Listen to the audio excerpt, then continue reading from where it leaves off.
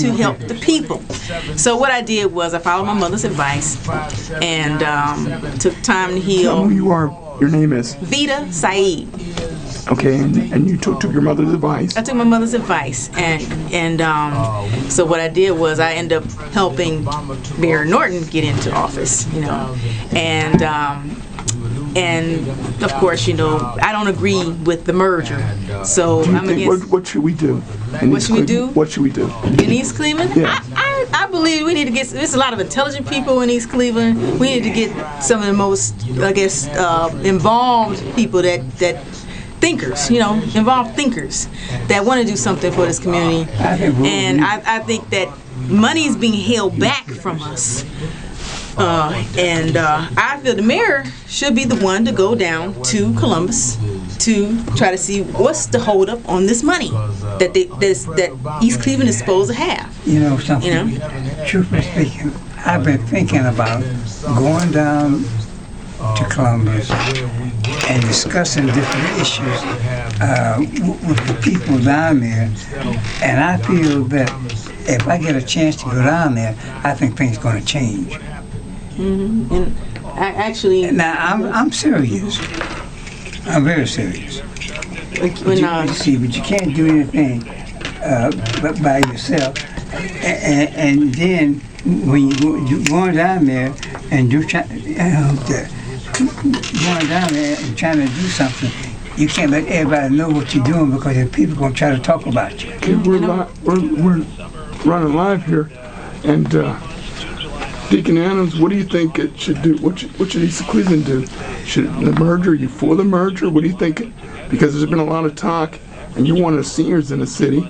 Well, I feel that it's been a lot of talk, but if we're going to do a lot of talking, and that's but talk, that ain't going to work. have action. See, but I believe from my heart that if we come together,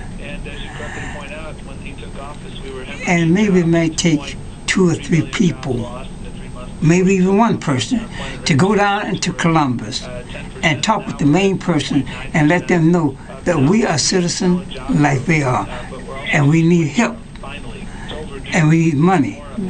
Help is money.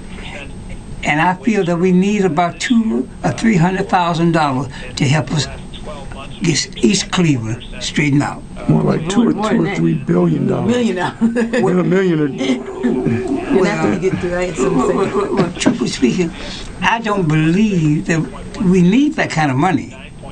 That's the truth. We do need 2 or 3 billion. But I believe if we can get $300,000 or $400,000, that would help us a whole lot. Any money coming in is going to help us. Right. And I believe that would help. But you got to have somebody that is sincere.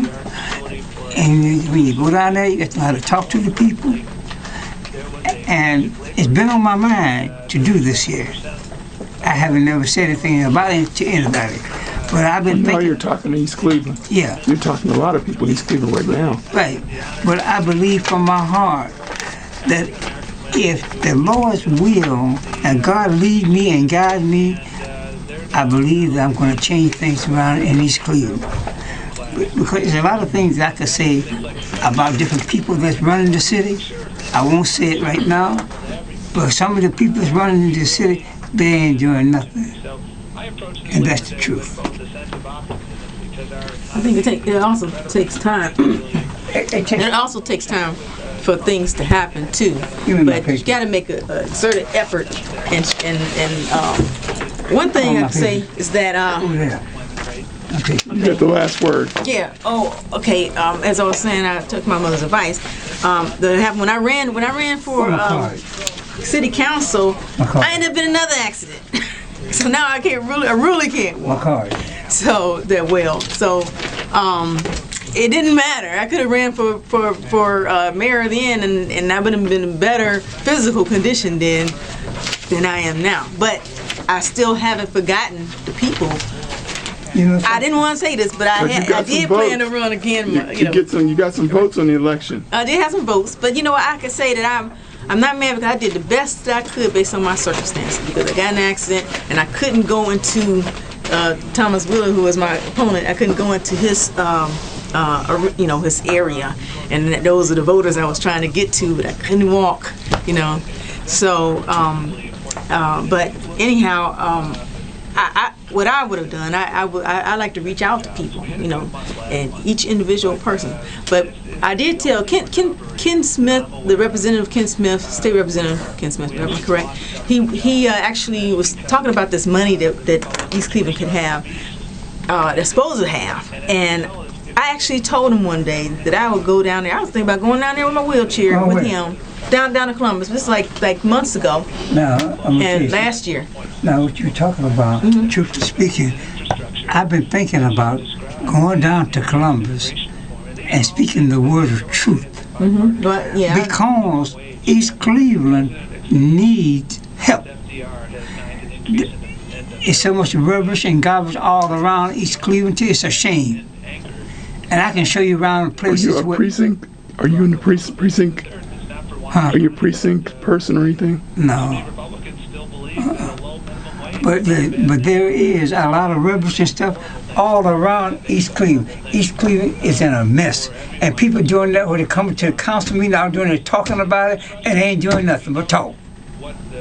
I'm disappointed. I'm telling you the truth. They're doing nothing but talk. But if we can come together and reason together, you'd be surprised. But I think that people are finally coming together because they had a public meeting where we finally got the word out to people, and there was a packed house. They had 2 nights where the people got a chance to talk. I think they're coming together, but they just need more people to come out and speak up. And I want to say something about this here. I just got this yesterday. I was at a meeting at the city hall, I was there and too. they passed out a memorandum of understanding. But it says here, and I told one of the city council, what I thought about this, and I didn't get a chance to say it there because I ran out of my 3 minutes, as Thomas Wheeler had, cut me off because my 3 minutes was up. And it says, whereas the city of East Cleveland desires, this is like a kind of something for the city council and for the commissioners to sign. And it has here an untrue statement from my perspective. It says, whereas the city of East Cleveland desires to be a semi-autonomous ward of the city of Cleveland, Ohio, and the city council desires the appointed commissioners to negotiate arrangements in good faith pursuant to the points of this memorandum of understanding, Exhibit A. And this is, well, my opinion, untrue that is statement. what the Plain Dealer and all the TV stations have